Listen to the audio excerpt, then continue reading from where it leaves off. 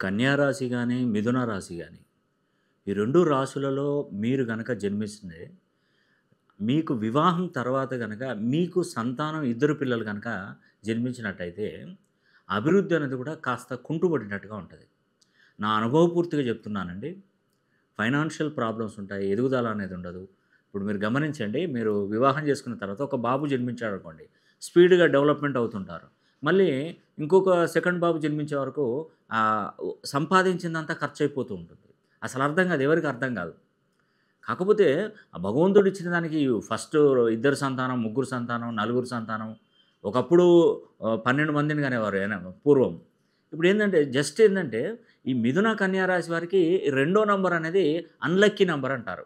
ఆ అన్‌లక్కీ నంబర్‌లో ఏది జేసినా కూడా సక్సెస్ అనేది తక్కువగా ఉంటదండి. ఎక్కడికెళ్ళినా ఇద్దరు కలిసి వెళ్లారనుకోండి నష్టం జరుగుతుంది. ఇద్దరు సంతానం ఉన్నా నష్టం జరుగుతుంది. ఏదైనా ఇచ్చే